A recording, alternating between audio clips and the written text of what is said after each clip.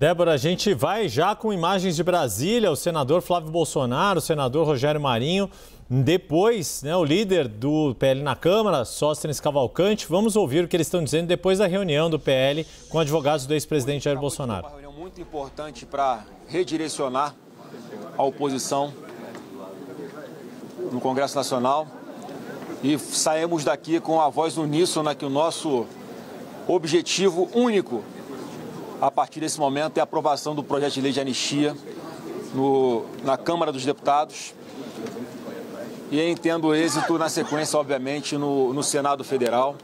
Não abrimos mão de buscar isentar essas punições dessas punições absurdas que estão sendo impostas a pessoas inocentes, ainda mais depois desse último ato, essa decisão de tirar o presidente Bolsonaro da prisão domiciliar com base na intolerância religiosa.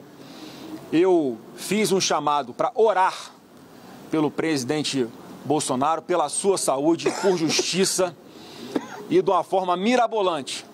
O que nós vimos foi isso ser transformado, ser criminalizado. Fomos acusados de metodologia de uma organização criminosa por querer orar, exercer o nosso direito constitucional sagrado de reunião e de direito ao culto. Isso a gente não vai abrir mão e que isso sirva de alerta a todas as lideranças religiosas deste país, que se não abrirem o olho agora, amanhã será tarde demais. Não podemos abrir mão de mais essa garantia constitucional que nós temos. Uma coisa impossível de acontecer, que seria uma suposta fuga do presidente Bolsonaro, esse motivo esdrúxulo, covarde e inconstitucional foi usado para criminalizar a liberdade de religião no nosso país. Tanto é que aconteceu a vigília, fizemos as orações e depois foram todos para casa de uma forma pacífica, contrariando o que ele botou no papel.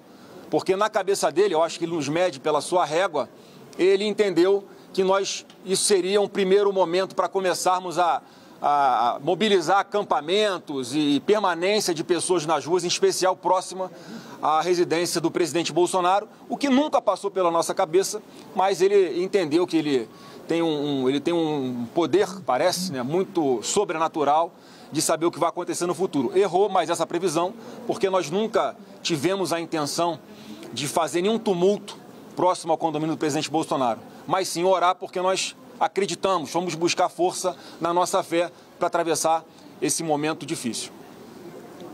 Bom, tem alguma pergunta? Senador, na Câmara dos Deputados havia uma tentativa de construir um acordo para dosimetria das penas e não a anistia. Isso é uma coisa que o PL está disposto a aceitar e conversar ou não? Isso nunca foi, sempre deixamos bem claro que esse tipo de acordo nós não faríamos. O que a gente sempre pediu é que a democracia prevalecesse. O relator pauta o relatório dele, com a redação que ele bem entender, que ele diz já publicamente que é com relação à dosimetria, e nós vamos usar os nossos artifícios regimentais para aprovar a anistia. E aí o texto que vai ser aprovado, o texto final, vai para o voto. É isso que nós sempre defendemos. Pauta, inicia o processo, não temos compromisso nenhum com a dosimetria. O nosso compromisso é com a anistia e que vença quem tiver mais votos, como sempre foi, sem interferência de outros poderes. Senador, os senhores já conversaram, com o deputado Sóstenes, com o presidente Hugo Mota, cabe ele pautar, ele já... Não, nós temos ao longo dos últimos meses, talvez, líder Marinho, tratado disso diversas vezes, tanto com o presidente da Câmara, quanto com o presidente do Senado, quanto com o relator, enfim, todos os esforços que nós... Desde muito antes disso, a gente já está trabalhando pela anistia desde o início do ano. No sábado, inclusive, nós tivemos uma conversa com ele. Ele está consultando líderes. Eu pessoalmente liguei para o deputado Hugo. Ele está consultando líderes. Hoje ele teve uma conversa com o deputado Zuco. E todos nós aqui estamos fazendo o esforço possível, conversando com outros líderes de outros partidos, inclusive, para que haja um consenso de que esse debate seja desinterditado. Como disse aqui com muita propriedade o senador Flávio, o que nós queremos é que o parlamento cumpra o seu papel. né? Nós não obrigamos ninguém, nem queremos compromisso de mérito. Nós queremos é que cada deputado possa, de forma livre, né, colocar de que maneira ele enxerga este problema. Nós defendemos a anistia e alguns defendem a dosimetria, que o voto vença e que o debate seja desinterditado. Não dá para o parlamento ficar à mercê, né, de um outro poder. E nós esperamos que isso aconteça essa semana ou na semana seguinte. Estamos trabalhando para que aconteça o mais rápido possível. Tanto é assim que a gente conversou aqui hoje também, que não vamos adotar a estratégia de fazer obstrução, porque nós queremos exatamente o contrário. Nós queremos que esse projeto ande, né, e tantos outros aí que possam, nesse momento, ser debatidos melhor para o nosso país. Como é que está a saúde do presidente e se tem previsão dele sair lá da polícia? Olha, eu não tive com ele, né, nesses dias. Amanhã eu vou lá visitá-lo, junto com o meu irmão Carlos Bolsonaro, né, para, enfim, eu conversar e saber como é que está, com meus próprios olhos, né, a saúde dele também, e também pegar ali, obviamente, quaisquer orientações que sejam importantes, mas por apenas 30 minutos, né, enfim, é difícil, né, você entender que uma pessoa inocente está tendo um tratamento de presidiário, quando, na verdade, o que nós estamos vendo aqui no Brasil é que o Estado Democrático de Direito virou um grande defunto, morto, enterrado, e nós temos que fazer de tudo para resgatar a democracia no Brasil, porque tudo que foi feito até agora foi completamente à revelia do que diz a Constituição e legislação, né? Qualquer advogado que você converse com o mínimo de isenção, tanto ele vai corroborar o que eu estou falando, tanto é verdade que muitos deles sequer têm coragem de falar em público, né? O que é um péssimo sintoma de que a nossa democracia está doente. Senador, e vocês falaram alguma coisa sobre 2026, alguma projeção? Sim, falamos sobre 2026 e o recado aqui foi de que a gente vai estar mais forte e unido do que nunca, porque todas as decisões que forem tomadas com relação aos palanques nos estados vão ser tomadas ouvindo as lideranças locais e reportando, obviamente, né, ao nosso líder maior, presidente Bolsonaro, e pensando que a gente vai ter esse primeiro momento, essa janela de oportunidade em 2026 para fazermos parlamentares, deputados, senadores, governadores e presidentes 100% alinhado com esse projeto que nós já defendemos há tanto tempo. Então, essa reunião aqui hoje foi muito importante para esse redirecionamento e para que todos aqui compreendessem que não vai ter atropelo nenhum, vai ter muita conversa, diálogo e vamos tomar decisões racionais para buscar a bancada maior ainda de deputados federais e senadores. Qual vai ser a estratégia, então, já que não vai ser a obstrução? O que vocês devem fazer? A estratégia é o que a gente está fazendo com muita conversa, com muito respeito e entendendo que não dá mais para esperar votar essa matéria, seja qual for o resultado. Então, há um entendimento majoritário, inclusive, creio eu, dos presidentes da Câmara e do Senado, que essa pauta tem que ser enfrentada de uma vez por todas. Tem, lógico que tem estratégia, lógico que eu não vou falar com a nossa estratégia. Alguma orientação para apoiadores fazerem atos, protestando contra a prisão, chamamento para manifestações? As pessoas estão se mobilizando espontaneamente por todo o Brasil. Eu acho que, em especial, fazendo vigílias, né, que são atos religiosos de oração, mas sem nenhum comando da nossa parte, pelo menos por enquanto. O que a gente conversou aqui é que a gente vai esperar essa semana agora, terça e quarta-feira, para ver como é que nós vamos enfrentar a pauta no Congresso Nacional e depois a gente reúne de novo para pensar o que vamos fazer, se vamos para essa linha. O senhor colocou que o ministro Moraes se baseou na questão da vigília para decretar a prisão, mas também ele colocou a questão da violação da tornozeleira. Qual a avaliação do senhor em relação a isso? O que aconteceu sobre essa violação? Está muito claro, acho que para todo mundo, inclusive para a imprensa, que a tornozeleira foi de menos. Ele já queria fazer no dia 22, já havia sido a resposta dada pela Polícia Federal e pela PGR no dia 21, portanto antes, opinando pela transferência dele para uma sede da Polícia Federal, e ele faz uma referência de 2, 3 linhas ao que aconteceu com a pulseira, e no meu ponto de vista, vocês vejam só, quando vaza o vídeo dele, em que se filma a tornozeleira com avarias, primeiro, esse vídeo vaza sem som, já é uma humilhação para alguém que está na situação que ele está. E depois, eu acho que a vontade de fazer maldade era tão grande que vazam o vídeo com o som. Eu já tinha identificado, inclusive, na televisão, olha, parece ser a perna do meu pai. Aí, quando ouve a voz dele nesse vídeo, eu acho que é um consenso, né? Quem conhece, quem já ouviu a voz dele, quem já conversou, que ele está com a fala completamente alterada, está com a fala arrastada. Isso é conhecido por vários colegas, inclusive da imprensa de vocês, e é verdade. E aí, quando vem um laudo médico provando quais eram os remédios que ele tinha tomado, as circunstâncias e que as consequências médicas são exatamente aquelas que foram alegadas, e ele não está em condições normais ali nem de saber o que está fazendo, o Alexandre de Moraes virou um negacionista, está negando a ciência agora. Agora ele pode negar a ciência, né? Porque ele simplesmente ignorou as provas que foram mais provas que são colocadas, que são a favor do presidente Bolsonaro. Ele simplesmente ignora, finge que não vê ou faz chacota. E foi o que ele falou, dizendo que o Bolsonaro tinha consciência do que estava fazendo, né, sem sequer tomar nenhuma precaução. De consulta o médico do Supremo, conversa com um médico amigo dele, para ver se faz sentido o que a defesa do presidente Bolsonaro colocou de forma técnica, sem politizar no papel, para justificar o que tinha acontecido. E é totalmente plausível aquilo que a defesa do presidente Bolsonaro colocou. Eu lamento muito, isso só corrobora que todo esse processo está muito longe de ser um processo judicial. Então, essa armação que acontece para fazer o que estão fazendo com o presidente Bolsonaro, eu acho que o povo está assistindo e uma hora eles vão entender a injustiça que estão cometendo. O senhor tem debate ao Alcolumbre também? O senhor citou, o líder citou que falou com o Hugo Mota. E com o presidente também. Alcolumbre? E qual foi a reação dele? Eu acho que, como disse aqui o nosso líder aqui, o Flávio, está havendo um amadurecimento dos presidentes das duas casas da necessidade de votarmos este tema, né? Até para que os parlamentares possam dizer de que lado estão ou o que é que defendem. Eu queria apenas, Flávio, se você me permite, eu acho que é uma coisa importante para ser dita às pessoas, né? A imprensa falou muito ontem sobre a questão da tornozeleira.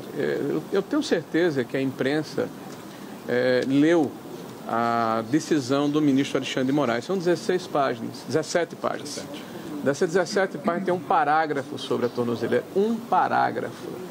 Ou seja, ele já havia decidido a prisão, né? Ninguém toma a decisão de 1h30 da manhã e de 6 horas da manhã a Polícia Federal está na sua porta.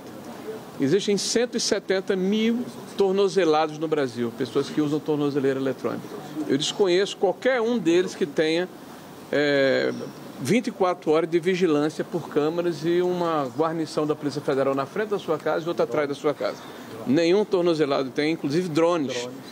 Então, o que se acusa o presidente Bolsonaro é de um crime impossível, né? Como é que alguém que o próprio vídeo mostra, né, estava sob efeito de remédios, mexendo na caixa, não na pulseira, né, alegando que havia uma escuta ou coisa parecida, claramente sob efeito de remédios.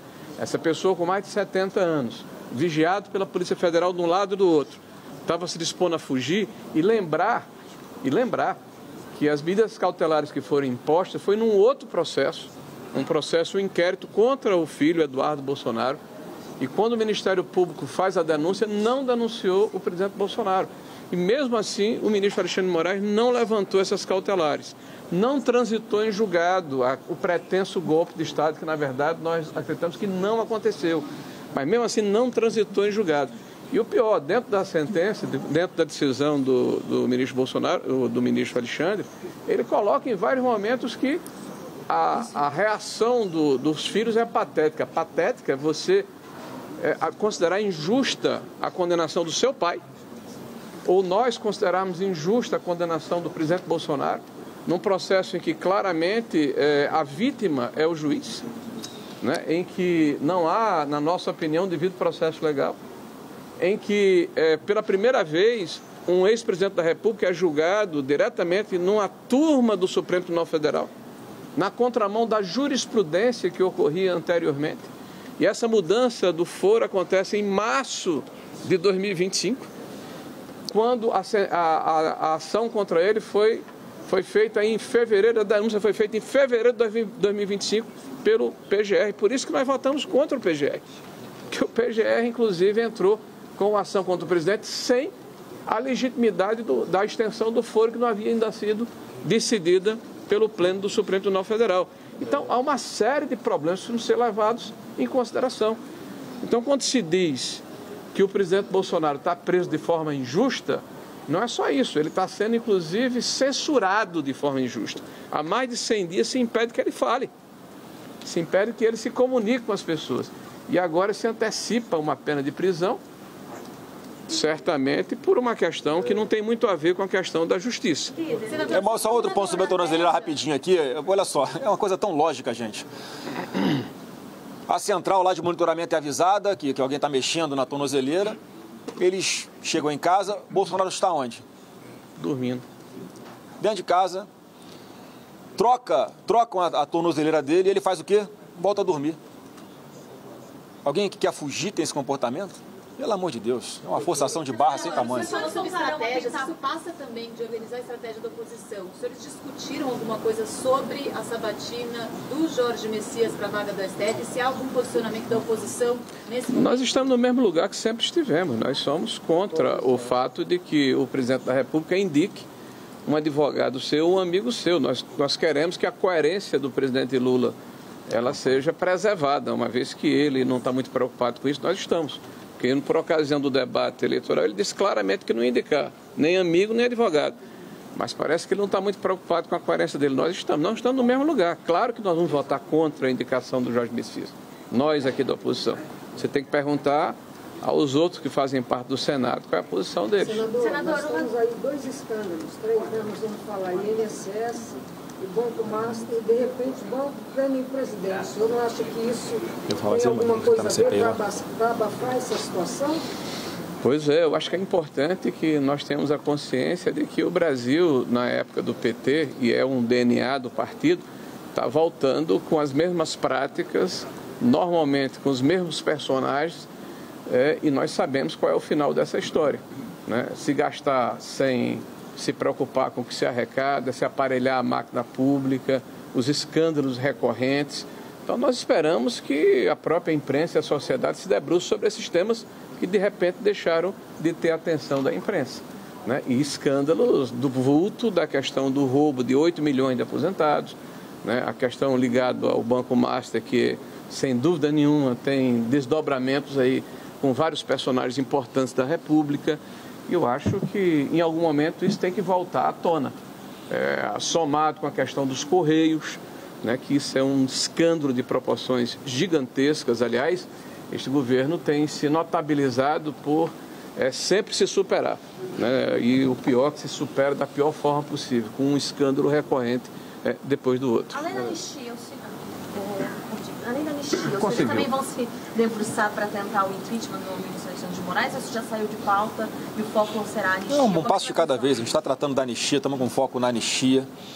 É óbvio que a população já sabe, né, o que uma parte do Senado pensa sobre esse assunto. E é óbvio que, como eu sempre alertei desde lá de trás, esse vai virar um assunto para 2026, para a política. Eu acho que uma grande parte dos eleitores vai acabar votando, querendo saber a posição do candidato sobre esse assunto, o que é lamentável.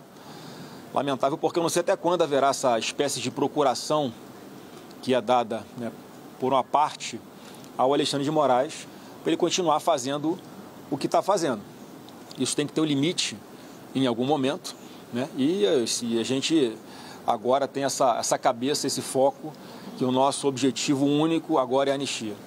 Você disse que vai, ao longo dessa semana, observar como é que vai ser. Então, a previsão é na semana que vem tentar tratar de anistia? Ou Não. Nós estamos tratando todos os dias. Isso foi com relação a possíveis, me perguntaram sobre vigílias aqui, alguns atos. A gente vamos aguardar essa semana para o que vai acontecer essa semana. Esperamos que seja pautado essa semana.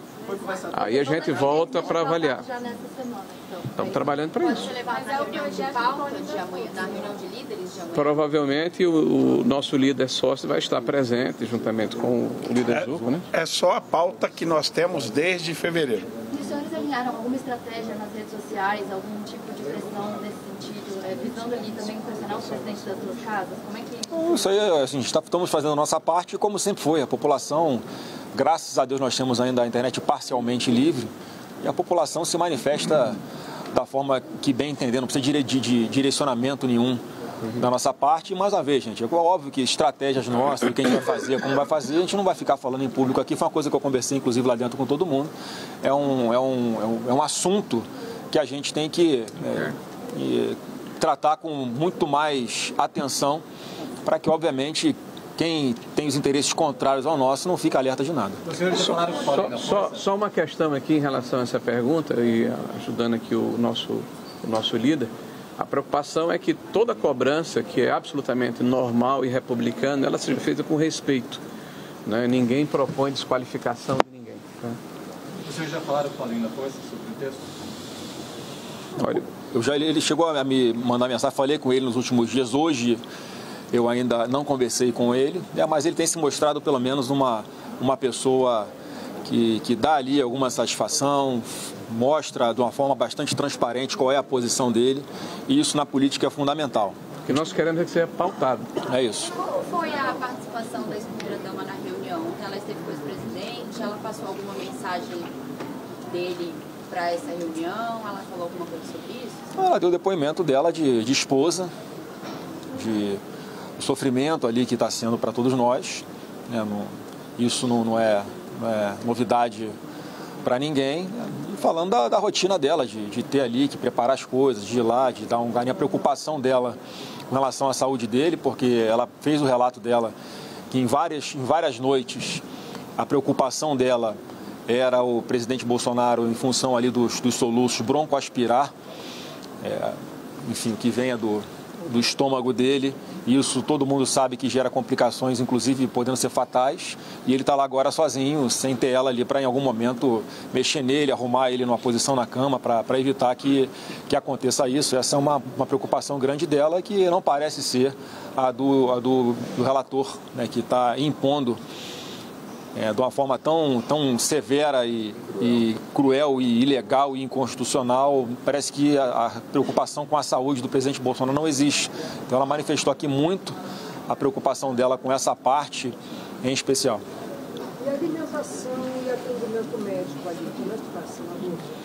Pô, não tinha, mais uma vez, eu vou estar com ele amanhã, se Deus quiser, né? A Michelle podia falar mais sobre qual foi a impressão dela quando chegasse lá. Mas assim, a preocupação é isso, ele está dentro de um local fechado sozinho. Então, se acontece alguma coisa que ele está inconsciente, não vai ter ninguém que possa acudi-lo, né? Pode ser tarde demais para acudi-lo. E a responsabilidade vai ser só de uma pessoa se isso acontecer, porque está todo mundo avisado, os médicos já avisaram, já provaram que ele tem comorbidades, ele tem problemas de saúde, a saúde dele nunca mais foi a mesma depois da facada por um integrante do PSOL. Então, a gente aproveito aqui o espaço que a imprensa dá para reiterar a importância com relação à saúde dele, para tratá-lo apenas como um cidadão que tem direitos, que tem direito a viver, que tem direito a ter um tratamento digno, porque tem famílias que hoje não podem mais contar com o seu ente querido como Clezão, porque exatamente em função desse desleixo com a saúde de quem está sob a tutela do Estado, mais de 10 vezes os advogados do Clezão pediram que ele saísse da penitenciária para fazer o tratamento da sua saúde e simplesmente foi ignorado pelo Alexandre de Moraes. E aí, assim, a gente obviamente tem a preocupação de que esse tratamento também seja dado a ele, porque isso é desumano. Mas está tentando lidar, né? Conversa sobre o 2006, o presidente Valdemar estava presente. É o que ele já trabalha com algum nome, tendo em vista que o presidente Bolsonaro deve ficar fora do ano que vem. Então, essa pauta de presidência eu quero deixar bem claro, né? Não tem limite de tempo e só vai acontecer quando sair da boca do presidente Bolsonaro o que ele quer que faça. Então não adianta querer antecipar uma coisa que, ainda mais nesse momento, não acho que é um momento que tem que ser decidido nada, porque agora a gente está focado na anistia. Seu nome ganhou força nessa reunião? O meu nome não está na mesa, eu pretendo ser candidato ao Senado no Rio de Janeiro. Nunca escondi isso de ninguém. Então não vou fazer um movimento para que isso aconteça.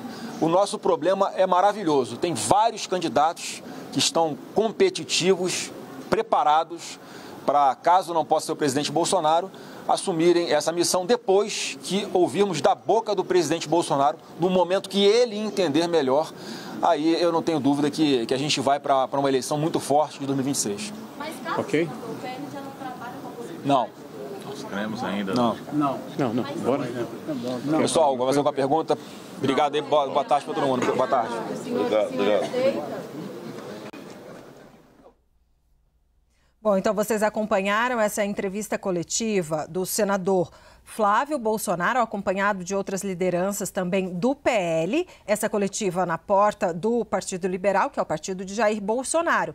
A bancada se reuniu, lideranças se reuniram e também advogados de Jair Bolsonaro. Traçar a estratégia política e também os cuidados para que nenhuma manifestação ou convocação de manifestação, de vigília, possa piorar ainda mais a situação de Jair Bolsonaro, situação jurídica é o que dizemos. Bom, falaram muito, aqui só para encerrar, falaram muito da questão da anistia. Num primeiro momento, o PL não queria que se votasse, que se pautasse o PL da dosimetria, que seria aquela anistia light. Agora querem. E por que querem?